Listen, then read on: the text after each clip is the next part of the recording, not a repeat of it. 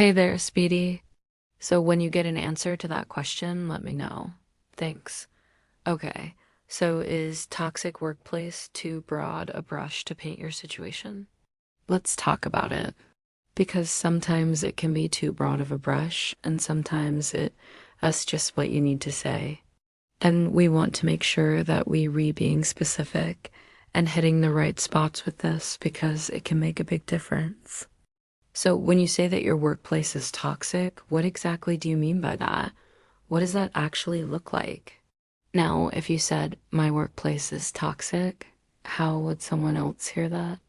They may hear that and think, people always complain about their job. That sounds like a you problem. You should suck it up or quit. On the other hand, they might hear toxic and immediately agree with you.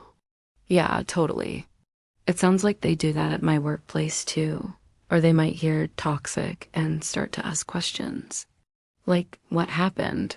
Can you give me some examples? And of course, whether someone agrees with you or not doesn't really matter as much as how they respond. Someone could say, oh, yeah, I totally agree with you. Your work environment sucks. Or they could say, oh, yeah, totally agree with you. This is why you need to take these steps. Which one do you want? The person who's listening to you?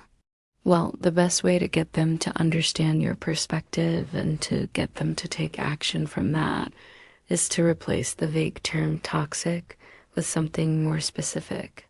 Okay, and instead of telling them that your workplace is toxic, tell them what behaviors are happening in your workplace that make it difficult for you to do your job.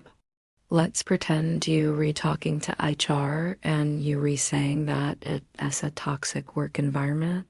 What behaviors have you noticed? Well, you might say things like gossip, backstabbing, yelling, micromanaging, bullies. Okay, those are all toxic behaviors, but they're not necessarily describing what's going on at work. They're describing what you're seeing and experiencing. Now, when you call your workplace toxic, you're making a judgment. You're labeling it, and that leaves little room for dialogue. When you say, I'm being bullied, now you're opening up a conversation and you're stating what's going on without the judgment.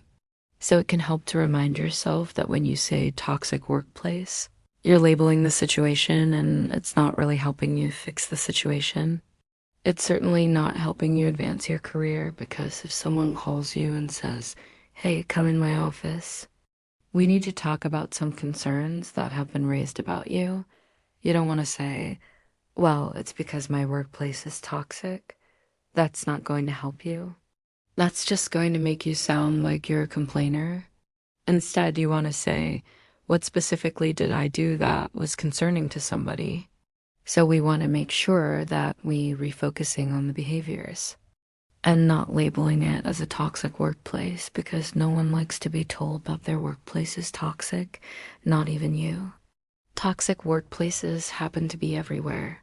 You can find them in every industry, in every country, in every state, and every city. But where are the most toxic workplaces? Do you know?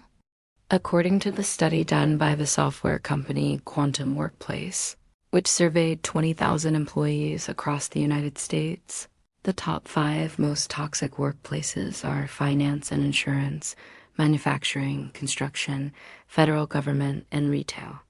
Yeah, I don't know about you, but I didn't expect the government to be a toxic workplace. Guess I was wrong. So the word toxic has become quite popular. We see it in gaming. We see it in relationships. We see it in workplaces. We see it everywhere. And it seems to be taking the place of having real conversations. So next time you want to use the term toxic workplace, ask yourself first, am I overgeneralizing? Is this a pattern? Is this a trend? Maybe you've experienced a few bad days in a row. Maybe those bad days have been going on for a couple of weeks, months, years. If it's been a pattern, then you probably do work in a toxic environment. If you're saying toxic because you're feeling overwhelmed, maybe you need to change the way that you're approaching situations rather than labeling the workplace. And sometimes all it takes is just one person to create a toxic environment. So before you call your whole workplace toxic, consider how long these behaviors have been going on. Have they always been this way, or is this new? And is it something that you can handle, maybe with some adjustments in communication, or is it truly a toxic environment? Now, here's a fun thought. Can you have a non-toxic workplace? I think you can. I think it's possible. It's a great goal to set. And you might be thinking, great, Speedy, you tell me. How do I do that? How do I make a non-toxic workplace? Well, the first thing is to start with yourself. Make sure that you're bringing your best self to work every day. Come from a place of positivity. Don't bring your negativity into work. You're a professional. And I promise you that everyone watching this video right now can find at least one positive thing about their workplace. Find your thing. Focus on that and lead with that. No. 2, communicate clearly.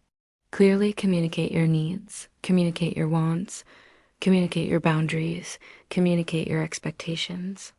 And I know that some of you right now are sitting there and you're thinking, but Speedy, I've tried that and it hasn't worked.